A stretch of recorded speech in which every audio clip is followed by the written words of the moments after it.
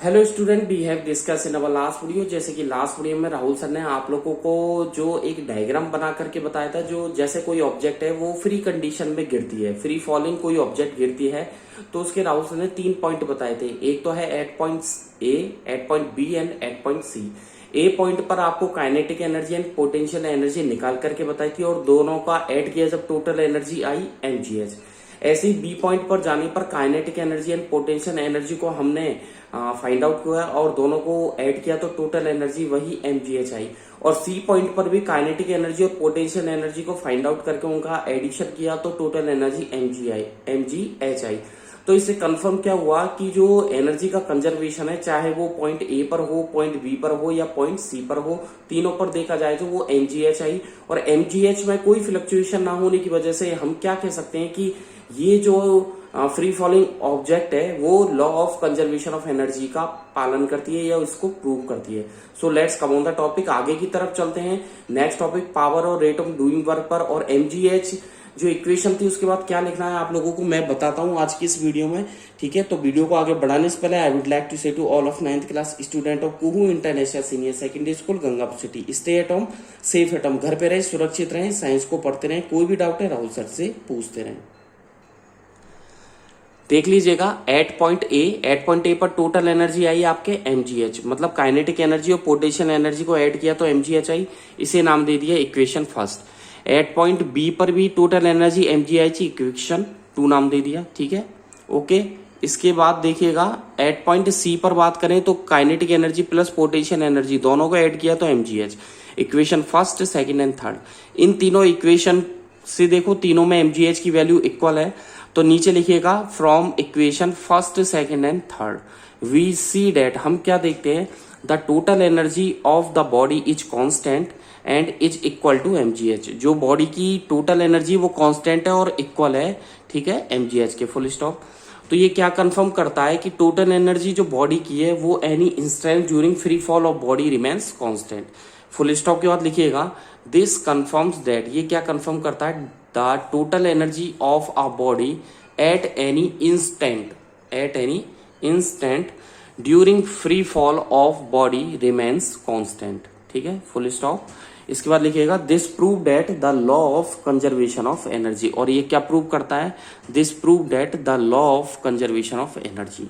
ठीक है, तो हमने देखा कि बॉडी की टोटल एनर्जी कांस्टेंट है और mgh के इक्वल है, तो ये क्या कंफर्म करता है कि बॉडी की जो टोटल एनर्जी है at any instant during free fall of body remains constant, this prove that the law of conservation of energy.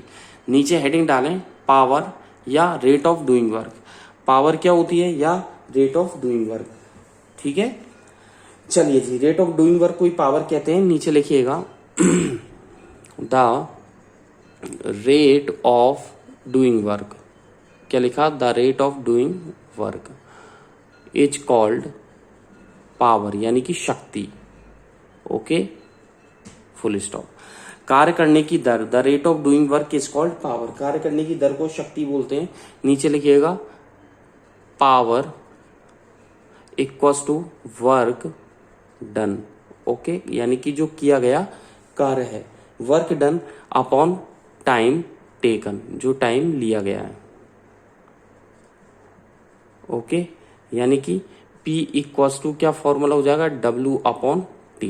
ठीक है, चलें आगे।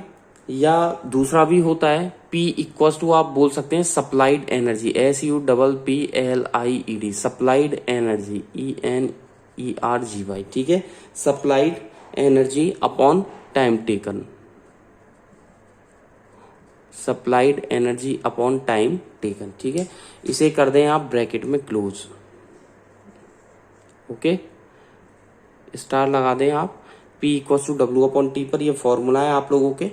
तो P equals to supplied energy upon time taken. ठीक है, थस वी सी डेट, नीचे लिखिएगा thus we see that, हम क्या देखते हैं, थस वी सी डेट। ठीक है, power is the rate of, नीचे लिखिएगा power is the rate of, ठीक है, thus power is the rate of supplying energy, ये भी इसकी डेफिनेशन है।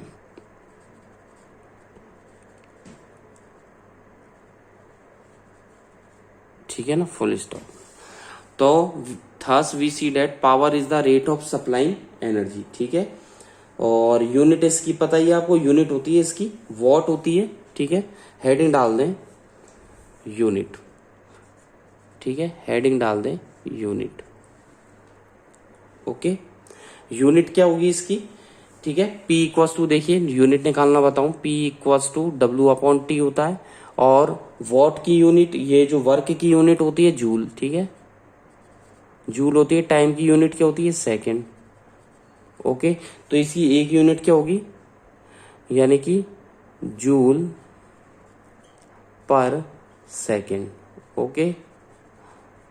एक तो ये यूनिट होगी इसकी जूल पर सेकेंड। एक होती है 1 वॉट में, 1 वॉट में क्या होता है 1 जूल, ठीक है, पर सेकेंड। 1 वॉट में क्या होता है 1 जूल पर सेकेंड, ओके। यहां तक लिख लिया आपने। तो यानी कि पावर की यूनिट जूल पर सेकेंड होती है और वॉट भी होती है। आगे चलते हैं, मैं इसको रफ कर देता हूं, इसके बाद मैं आप लोगों को बताऊंगा।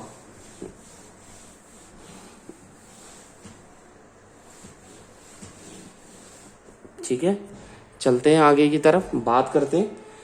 देखिए 1 किलो वाट में लिखिएगा 1 किलो वाट, यानी कि KW। 1 किलो वाट में कितने वाट होंगे, 1000 वाट होंगे, ठीक है, 1000 वाट या 10 की पावर 3 वाट, ओके। आगे लिखिए 1 मेगावाट, MEGA, 1 मेगावाट, यानी कि MW, ठीक है।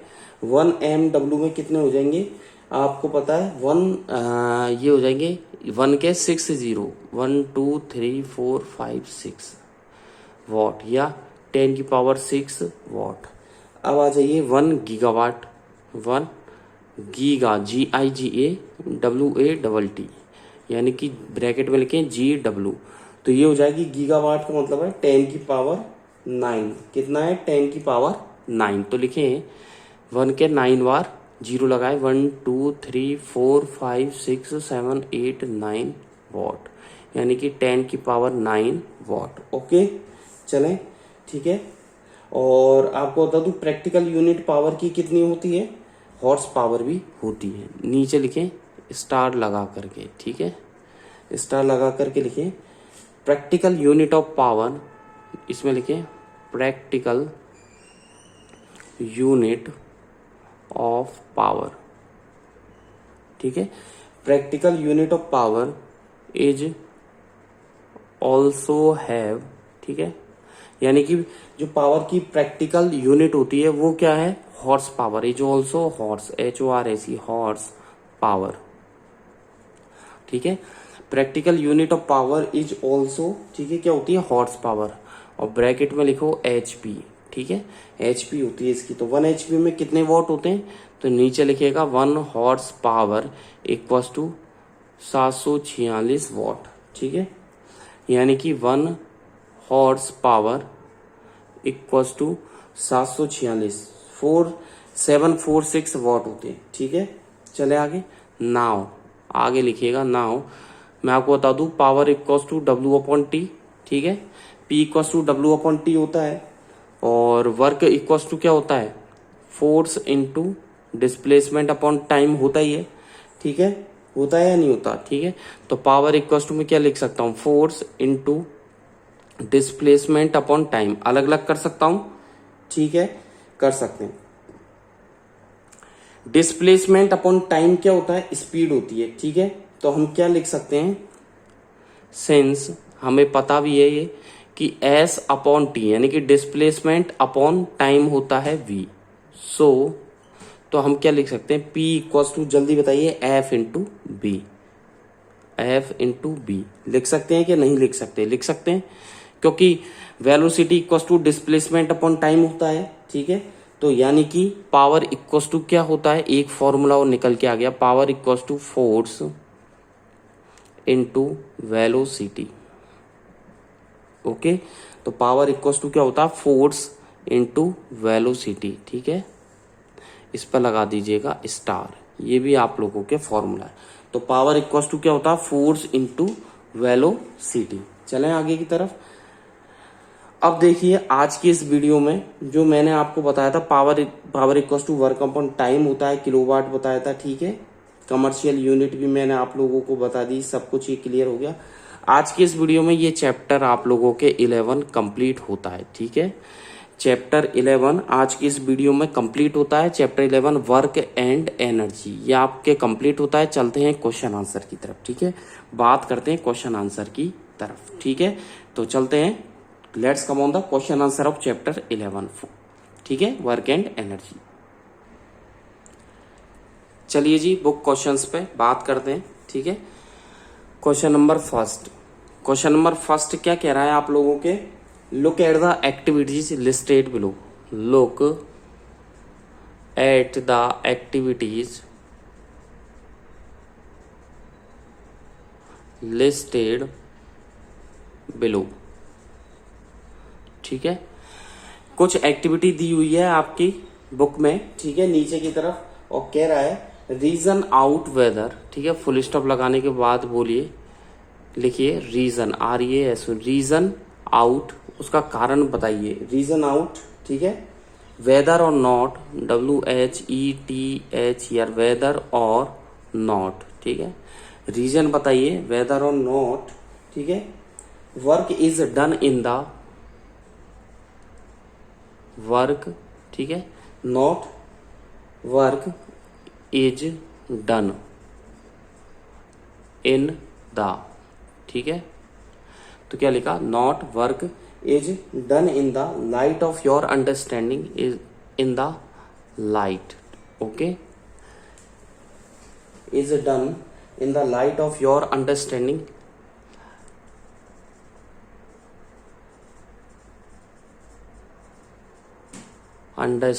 ठीक है, light your understanding of the term work, of the term work, ठीक है, of the term work. Is that clear. चलें आगे की तरफ। चलिए जी बात करते हैं। तो आप लोगों को बताना है इसमें फर्स्ट, ठीक है, यानी कि ABCD करके मैं यहां बता देता हूं आप लोगों के। कई सारे पूछना चाह रहा है कि एक में बहुत सारे क्वेश्चन से ये कह रहा है कि आपको वर्क दिया हुआ है तो आपको बताना किस टाइप का हो रहा है ये, ठीक है। Suma is swimming in a pond, लिखे first Suma, SUMA, Suma is swimming, SWIMMING, swimming, ठीक है। Suma is swimming in a pond, ठीक है। कि सुमा की पॉन्ड में क्या कर रही है, वो स्विम कर रही है। तो ये किस टाइप का वर्क है, तो इसका आंसर मैं यहीं दे देता हूं, ठीक है। इसके बाद B बताऊंगा, C बताऊंगा, ठीक है। तो सुमा जब स्विम कर रही है पॉन्ड में, तो हम जानते हैं कि वर्क उस पर जो हो रहा है वो डिस्प्लेस, वर्क जब हो रहा है तो स्विमिंग करेगी, तो सुमा क्या करेगी, डिस्प्लेसमेंट वो कवर करेगी, ठीक है। तो डिस्प्लेसमेंट भी उसमें जगह लेगा, तो इसके कारण क्या होगा, swimming displaces water in forward direction, ठीक है, वर्क इज डन, ठीक है। तो इसमें लिखिएगा ड्यूरिंग स्विमिंग, ठीक है, SWIMMING, ड्यूरिंग स्विमिंग, ठीक है। Displaces water, DISPLACES, displaces water, water को हटा दिया गया है, क्योंकि हम स्विम करते हैं, जब अपने हाथ पैरों को मारते हैं तो वाटर भी क्या है, हम भी डिस्टेंस कवर करते हैं, तो वाटर क्या होगा, डिस्प्लेस हो जाएगा। तो क्या लिखा, ड्यूरिंग स्विमिंग, ठीक है, वाटर डिस्प्लेसेस, ठीक है, वाटर डिस्प्लेस होगा। आगे लिखिएगा in forward direction, in forward direction, okay, forward direction में होगा वाटर, ठीक है। So work is done, work इस पर हुआ है, सो वर्क इज डन। चलें आगे की तरफ। नेक्स्ट क्वेश्चन फर्स्ट के B पर चलते हैं, ठीक है। फर्स्ट का B क्या कह रहा है, ए डंकी इज कैरिंग, लिखिएगा a donkey, DONKEY, donkey is carrying, CARRYING, एक जो गधा है वो ले जा रहा है, a load on it's back, a load on it's back. ठीक है, यानी कि एक गधा अपनी पीठ पर जो लोड ले जा रहा है तो उस पर वर्क हो रहा है या नहीं हो रहा। भैया वो ले जा रहा है तो यानी कि वर्क क्या हुआ, पॉसिबल ये वर्क भी हुआ है उस पर। ठीक है, यानी कि मतलब जो देखा जाए तो लोड उसकी पीठ पर रखा है वजन, तो वजन पर कोई वर्क नहीं हो रहा। ठीक है, गधे पर वर्क हो रहा है, तो वर्क कोई भी वर्क नहीं हो रहा। ठीक है, क्योंकि लोड क्या है, लोड की कोई भी डायरेक्शन और लोड कोई भी डिस्टेंस कवर नहीं हो रहा। ठीक है, हेयर इसमें लिखिएगा हेयर नो वर्क, कोई भी वर्क इसमें नहीं हो रहा, नो वर्क डन। ठीक है, हेयर नो वर्क डन। क्यों नो वर्क डन विल, आगे लिखिएगा टेक प्लेस, बिकॉज इसका रीजन देंगे राहुल सर आप लोगों को। Here no work done will take place because, क्यों, क्योंकि डिस्प्लेसमेंट ऑफ लोड, आगे लिखिएगा डिस्प्लेसमेंट ऑफ लोड, जो लोड का डिस्प्लेसमेंट है डज नॉट टेक प्लेस, आगे लिखिएगा डज नॉट टेक प्लेस। ठीक है, displacement of load does not take place in the direction of,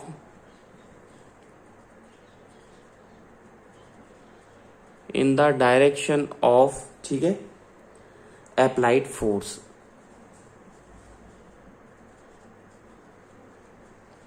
full stop, in the direction of applied force. Okay, चलिए जी आगे next आ जाइए सी पर। नेक्स्ट क्वेश्चन क्या कह रहा है, a green plant is carrying,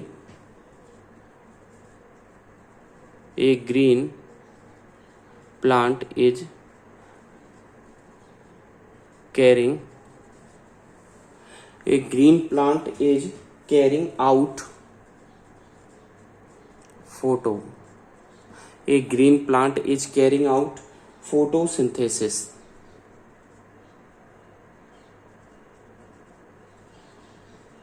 ठीक है, जो एक ग्रीन प्लांट है वो कैरिंग आउट कर रहा है, ठीक है, फोटोसिंथेसिस।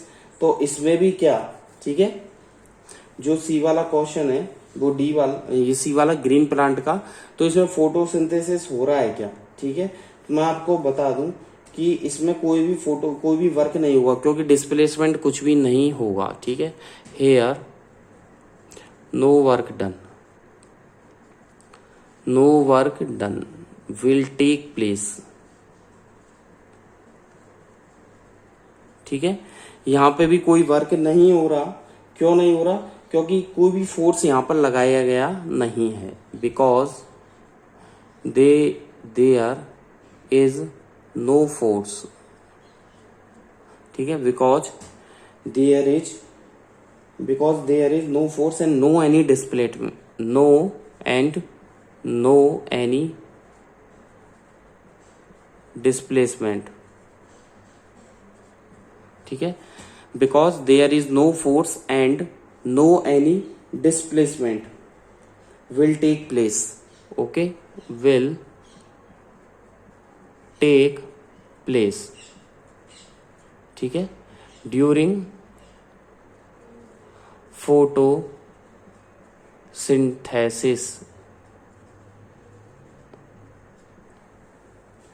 During photosynthesis, synthesis. ठीक है, अगला क्वेश्चन है, a windmill is lifted water, ए windmill is lifted water, a windmill is lifted water from a bell। ठीक है,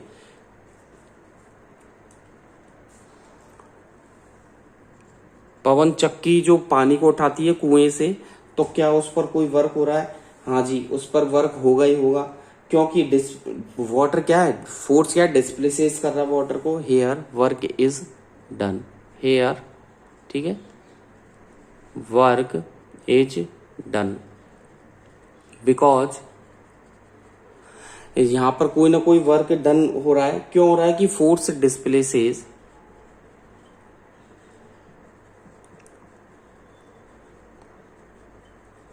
फोर्स क्या कर रहा है, वाटर को वो डिस्प्लेस कर रहा है in the upward direction, in upward direction. ठीक है, चलें आगे की तरफ बात करते हैं नेक्स्ट क्वेश्चन की तरफ। ठीक है, नेक्स्ट क्वेश्चन कह रहा है an engine is pulling a train, an engine ENGIN engine is pulling a train.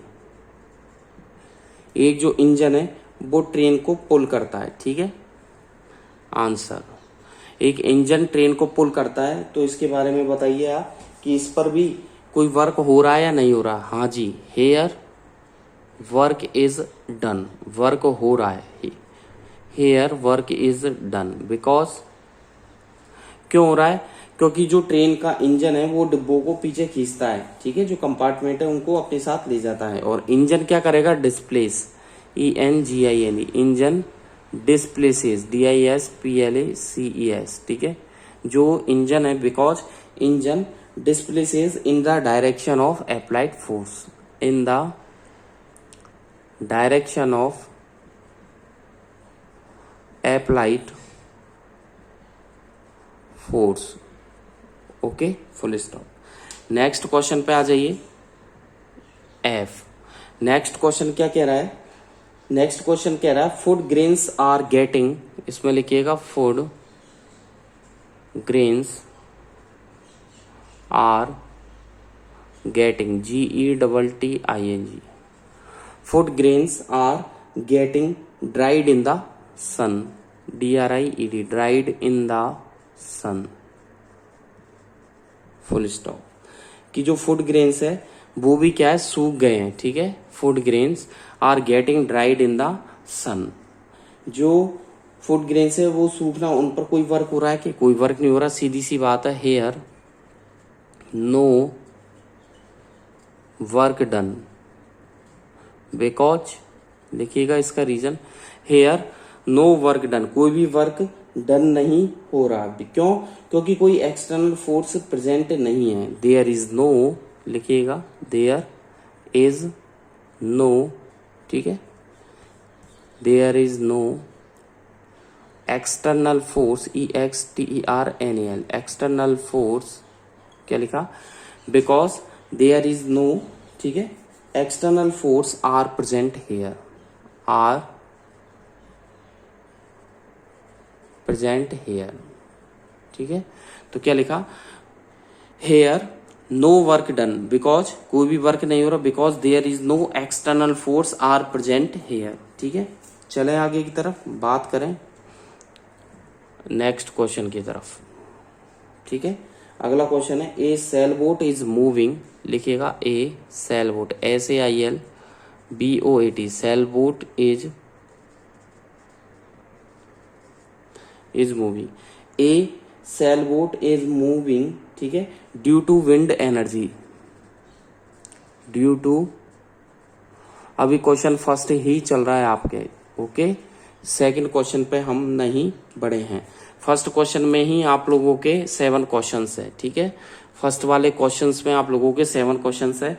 Sail boat नाव की बात कर रहे हैं कि कोई वर्क हो रहा है नहीं हो रहा है, जब वो विंड एनर्जी से मूव करती है तो सीधी सी बात है, हेयर, नीचे लिखिएगा here work is done, work हो रहा है, बिकॉज अब वर्क जो हो रहा है सेल बोट पर वो कैसे हो रहा है, क्योंकि फोर्स जो एक्टिंग कर रहा है, आगे लिखिएगा force acting on the sail, SAIL, ठीक है, तो फोर्स जो एक्टिंग कर रहा है on the sail, SAIL, sail boat displaces, DISPLACES, ठीक है, तो क्या लिखा, here work is done because force acting on the sail, sail पर वो एक्ट कर रहा है, ऑन द सेल बोट, ठीक है, डिस्प्लेसेस द बोट, बोट को वो डिस्प्लेस कर देगा, okay, full stop,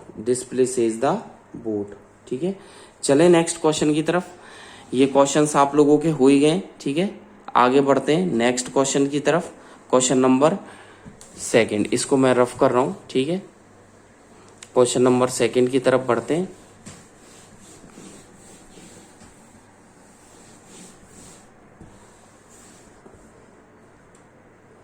question number second कह रहा है आप लोगों के, क्वेश्चन नंबर सेकंड कह रहा है एन ऑब्जेक्ट थ्रोन, लिखिएगा एन ऑब्जेक्ट थ्रोन, THROWN, ठीक है। An object thrown at a certain, ठीक है। आज की वीडियो में बस इतना ही, नेक्स्ट वीडियो में बात करेंगे, ठीक है। क्वेश्चन तो मैं आपको लिखवा देता हूं, an object thrown at a certain CERTN certain angle ANGLE, ठीक है।